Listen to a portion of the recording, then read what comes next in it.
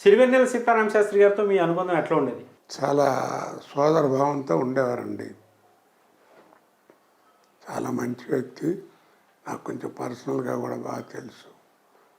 నేనంటే బాగా ఇష్టం, ఆయనంటే నాకు ఎట్టో ఇష్టం అనుకోండి. మంచి వ్యక్తి. సుందరరామ నారాయణ రెడ్డి గారి దాకా పాత తరం వెళ్ళిపోతే నెక్స్ట్ మన తరానికి సుందరరామూర్తి గారు, సిరివెన్నెల గారు రెండు కళ్ళలా ఉన్నారు తెలుగు సినిమాకి, పాటలకి. సరే ఉన్నారు కదా, బాగుంది అనుకున్న రోజుల్లో ఒక్కరిని మూతపడిపోయింది. ఇప్పుడు రెండోది కూడా పోయింది. ఏం చేస్తాం? ఈ తెలుగుదనం ఆల్మోస్ట్ సినిమాల్లో ఏదైనా ఉంటే ఓ 10%, 20% ఏదైనా ఎవరన్నా టేస్ట్ ఉన్న వాళ్ళు ఉంటే ఉంటారేమో. కానీ ఆ సినిమా అనేటువంటిది సాహిత్యం కానీ సినిమా లేదండి ఇప్పుడు. అంతా సర్కస్.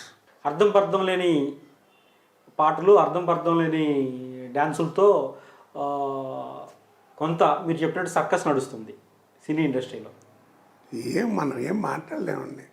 ఆ మాట అంటే జనరేషన్ మార్పు అంట. జనరేషన్ ఏం మారింది? జనరేషన్ మారలా. సూర్యుడు తూర్పునే ఉదయిస్తున్నాడు, పడవడు అస్తమిస్తున్నాడు, భూమి గుండ్రంగా తిరుగుతుంది. త్రివిక్రమ్ గారు ఒక సభలో చెప్పారు, అర్థం పర్థం లేని పాటలతోనూ అర్థం పర్థం లేని డ్యాన్సులతోనూ చేస్తున్నారు. ఇటు చాలామంది సినిమాని నమ్ముకుని, సాహిత్యాన్ని నమ్ముకుని, సినిమాని నమ్ముకుని వచ్చిన వాళ్ళందరూ చాలా ఇబ్బంది పడ్డారు. వాళ్ళలో కొంతమంది సిరివెన్నెల గారు కావచ్చు, మరికొందరు కావచ్చు. వీళ్ళందరూ సినిమా ఇండస్ట్రీకి దొరకడం సినిమా ఇండస్ట్రీ అదృష్టం, కానీ వాళ్ళకి మాత్రం సినిమా ఇండస్ట్రీలో ఉండటం వారి దురదృష్టం అంటూ కూడా అన్నారు. మొన్న కూడా చేశారు. అది ఆయన సినిమా ఇండస్ట్రీ వల్ల ఆయన అన్నది ఏంటంటే, వాళ్ళు తెలుగు రచయితగా ఉండటం అనేది తెలుగు వాళ్ళ అదృష్టం, కాకపోతే ఆయన తెలుగు రచయితగా ఉండటం అనేది ఆయన దురదృష్టం అన్నాడు. అదే ఆయన అంది. అంటే హిందీలో నుండి ఉంటే ఇంకా బోల్డ్ పాపులారిటీ వచ్చేది.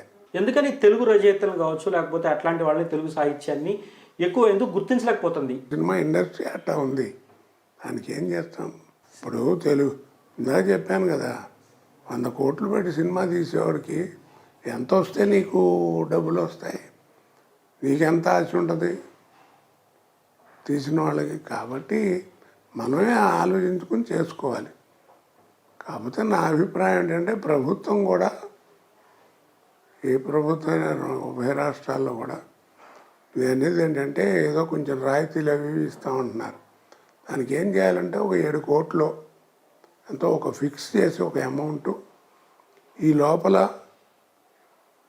ఈ ఖర్చు లోపల ఈ డబ్బు లోపల సినిమా తీసి, అది కూడా అంత నటీనటులు, టెక్నీషియన్స్ అందరినీ తెలుగువారినే పెట్టి సినిమా తీసిన వాళ్ళకి గవర్నమెంట్ రాయితీలు ఇస్తుంది అని అనౌన్స్ చేస్తే కొంచెం చిన్న సినిమాలన్నా బతుకుతాయి.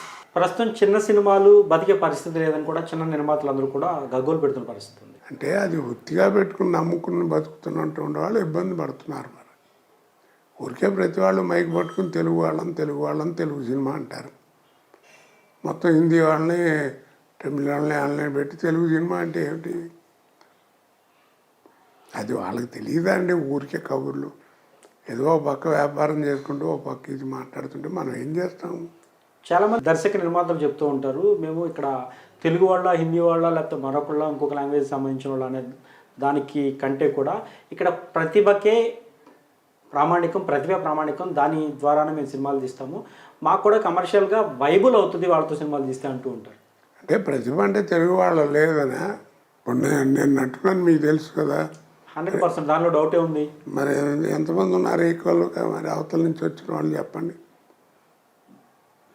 నన్నేం పిచ్చోళ్ళే తీసుకుంటారా? తమిళ్లో, మలయాళం, హిందీ అమితాబ్ బచ్చన్ గారితో చేశాను, అంతకుముందు నానా పాటేకర్తో చేశాను, మొట్టమొదటి ప్రాణ్ గారితో చేశాను. చెప్తున్నా, అది ఏముందండి? ఏది నన్ను మరి ఇక్కడ పెట్టుకున్నట్టు అక్కడ పెట్టుకోరే. వాళ్ళు కరెక్ట్గా వేషానికి ఎవరుంటే బాగుంటుందని సెలెక్ట్ చేసుకుని పెట్టుకుంటారు.